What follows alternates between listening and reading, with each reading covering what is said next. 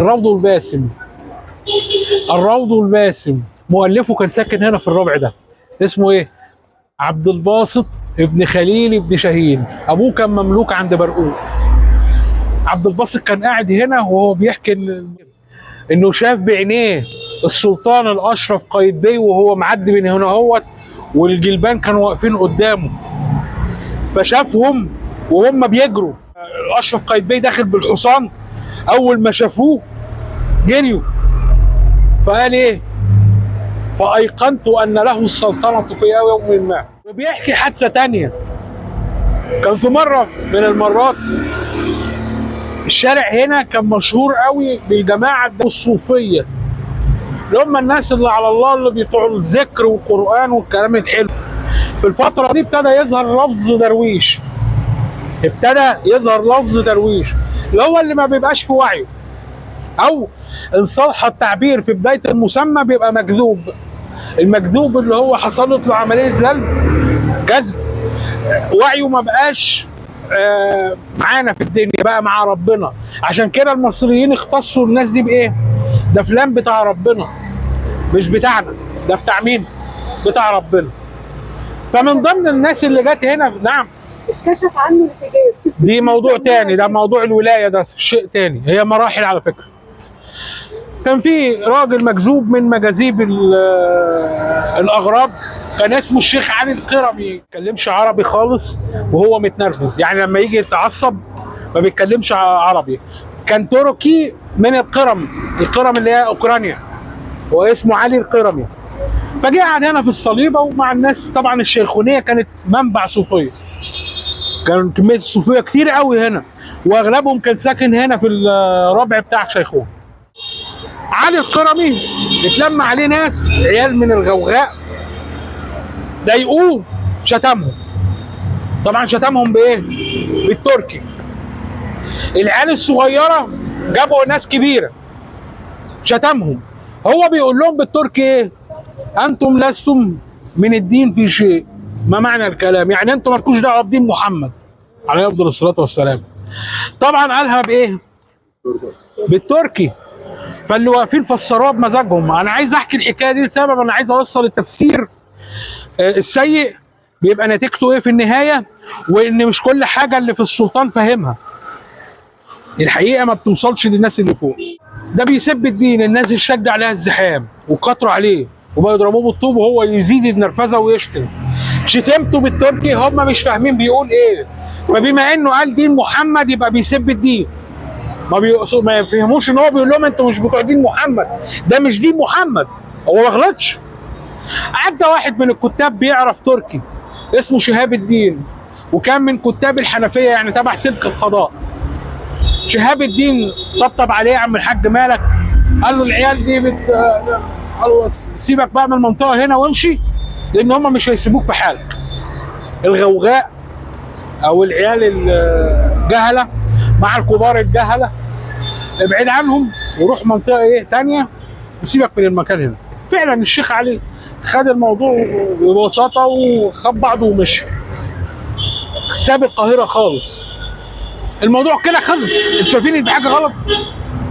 عادي جدا. كان في اتنين واقفين، واحد اسمه احمد وواحد اسمه عويس. الاتنين خدم عند واحد من القضاه اسمه شمس الدين الشمسي، حاجه الشمسي. بلغوه اللي حصل، وان شهاب الدين ده مسك الراجل طبطب عليه ومشاه والموضوع خلص ومش عارف ايه. وتخيل ده كان بيسب الدين، وده طبطب على واحد بيسب الدين. ما هو مش فاهمين حاجه. الشمسي خد الكلمتين مبرخرين وراح حكى لمين؟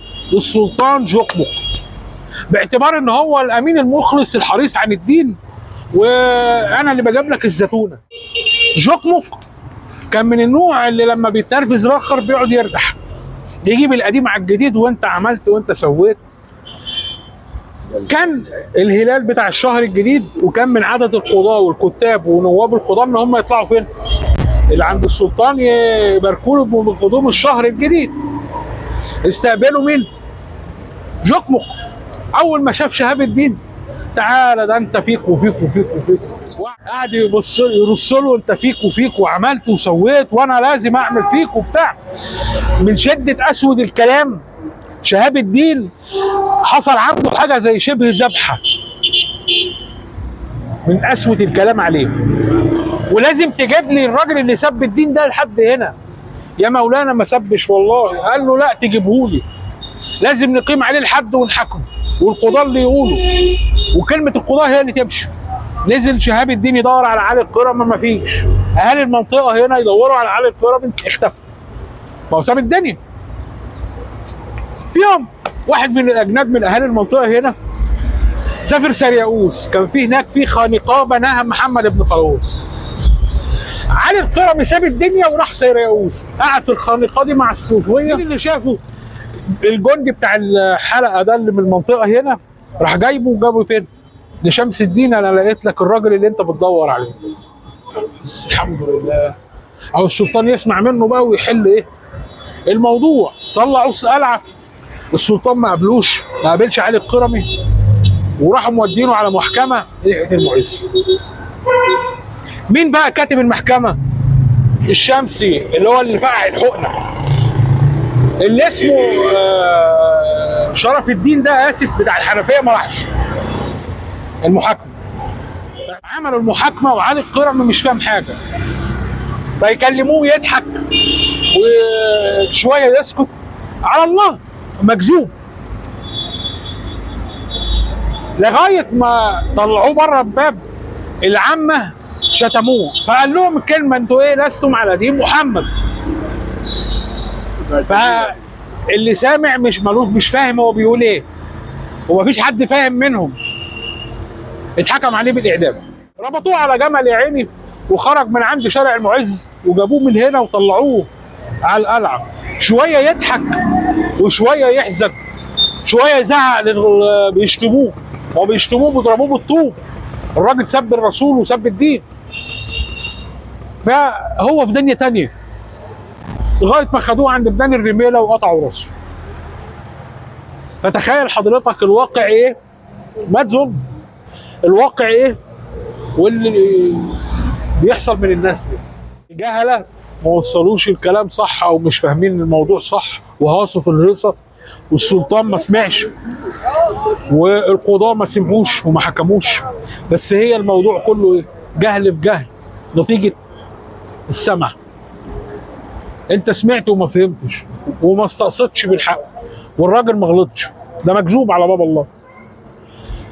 يحكي لنا ابن عبد الباسط هنا ان هو شاف عديد من المواقف، زي ما ذكرت، منها هروب قايتباي، او قصدي قدوم قايتباي وهروب الجلبان، منها حكايه علي القرمي دي واعدامه، منها ان هو شاف خناقات الصوفيه مع شيخ الصوفيه هنا، منهم الخناقه بتاعت استاذه، كان ليه استاذ هنا اسمه الشيخ علي تاني، اتخانق مع مملوك كان اسمه حاجه جنبك ابن ططخ، اتخانق معاه.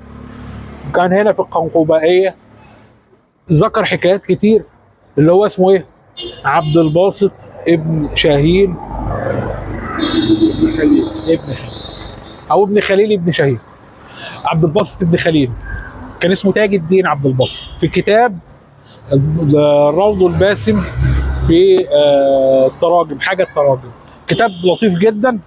والراجل ده شاهد عيان من سكان شارع الصليبي، كان مقيم هنا في المنطقه دي. تعالوا نكمل بقى.